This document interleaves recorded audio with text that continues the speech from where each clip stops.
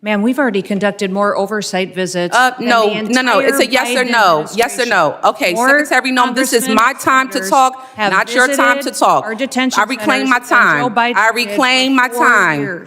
I reclaim my time. Chair, I reclaim my time. Secretary Noem, DHS is breaking the law, hiding information from Congress and shutting out oversight. So let me ask you, how can the American people trust your department with you at the helm with this kind of behavior? What you're about to watch isn't just a heated exchange. It's a rare moment where democracy is tested in real time. When an elected representative asks direct questions, and a powerful government official refuses to answer. The issue is no longer about policy, it's about accountability. Mr. Chairman and Ranking Member for holding this hearing today. The greatest threat to the homeland right now is a Department of Homeland Security that the American people no longer trust, a department actively undermined by its own secretary. This is on you, Secretary Noem. Today's hearing is supposed to be about worldwide threats, but Madam Secretary, under your watch, the threat is coming from inside the building. Because when DHS, the department charged with keeping Americans safe, is caught breaking the law, lying to the American public, systematically dismantling oversight, fueling bigotry, and targeting vulnerable communities, trust is broken. Let's start with the basics. How can we trust your department with you at the helm? The American people deserve an answer, even if you've spent the past year dodging accountability like it's your full-time job. We need to talk about oversight. Oversight is not optional. It is not a courtesy because you feel like it. It is not something you entertain only when it's politically convenient to you. Yet, time and time again, Secretary Noem, you have treated congressional oversight as an inconvenience at best, and at worst, something to be invaded, ignored, or denied altogether. Republicans on this committee may be willing to hand over their constitutional duty in order to kiss this administration's butt cheeks, but I am not. I will never. My district is not, and the American people sure aren't. While Republicans turned this hearing into a praise fest for your failed 10-year communities across America, including mine in New Jersey, are made less safe because DHS under your leadership has become unproductive and malicious.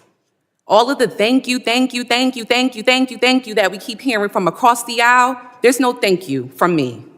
And we see the truth that you're trying to hide. The truth is you are deeply unqualified for the post you hold. This is on full display in the way you treat the people in this body, myself included, who have been elected to serve our communities and keep them safe. Representative Grijalva, Senator Padilla, myself and others whose character, integrity, and bodies were attacked by your department without evidence and without apology. Far beyond being disrespectful, you have shown a complete disregard for the oversight authority granted to us by law. You have repeatedly shown that you will target whoever you want, whenever you want, without accountability. Members of Congress, members of our communities, and even American citizens, as many of my colleagues have continued to point out today. Secretary Noem, that's not leadership. That's not democracy. And that is not how this works. Again, this is not just about you. Don't want you to think this is just a pick on you day. This is about the Trump administration that has turned DHS into a political weapon. So I'll ask you this. Is Trump embarrassed by your tenure, or is this exactly the kind of god-awful leadership he wants at DHS? Yes or no? Ma'am, we've already conducted more oversight visits. No, it's a yes or no. Yes or no. Okay, Secretary Noem, this is my time to talk, not your time to talk. I reclaim my time. I reclaim my time. I reclaim my time. Chair, I reclaim my time. Secretary Noem, DHS is breaking the law, hiding information from Congress and shutting out oversight. So let me ask you, how can the American people trust your department with you at the helm with this kind of behavior? The American people absolutely trust this department to keep them safe. And we are showing that every day by the support we get across the country, the amount of people that we're recruiting to all of our Thank you, different Secretary agencies. Noem. Do you We agree have that using 200,000 DHS people that have resources signed to up the target ICE members of officers. Congress is an abuse of power?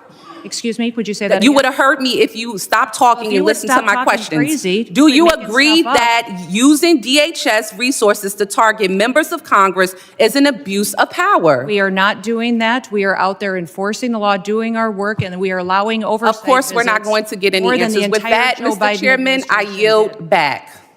Gentlelady yields back. I now recognize the gentleman from Oklahoma, Mr. McKean, for 5 minutes of questions. What makes This video captures a tense congressional hearing where Representative Monica MacGyver confronts DHS Secretary Kristi Noem over accountability, oversight, and the rule of law. What unfolds is not just a political argument, but a deeper clash over how democratic oversight is supposed to function in the United States. From the beginning, MacGyver accuses the Department of Homeland Security of breaking the law, hiding information from Congress, and deliberately shutting out oversight. Her core question is simple but serious: how can the American people trust DHS when its leadership refuses to answer direct questions? Throughout the exchange, Secretary Noem repeatedly interrupts, avoids yes or no answers, and shifts to broad talking points about trust, recruitment, and enforcement rather than addressing the specific allegations raised. MacGyver argues that oversight is not optional or a courtesy, it is a constitutional duty. Congress created DHS, funds it, and is legally responsible for ensuring it follows the law. When a cabinet secretary treats congressional oversight as an inconvenience or talks over elected representatives, it undermines the balance of power between the legislative and executive branches.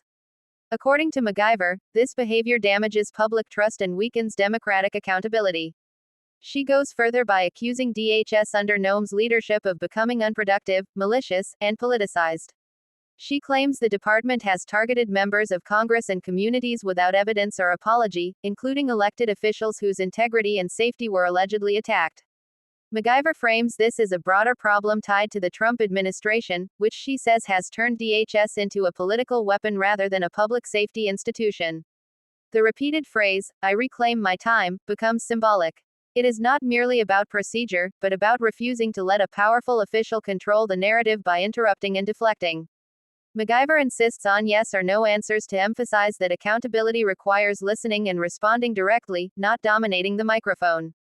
When Secretary Noem finally responds, she claims the American people trust DHS and that the department is enforcing the law and keeping the country safe. However, she does not directly answer whether DHS has abused its power or misused resources to target members of Congress.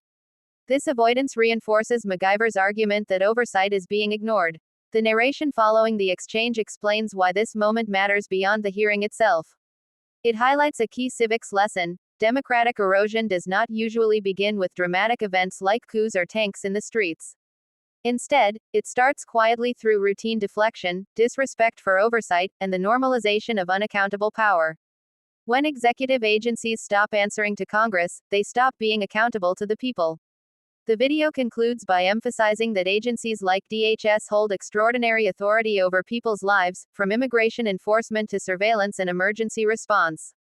That power is only legitimate if it is exercised transparently and within the law.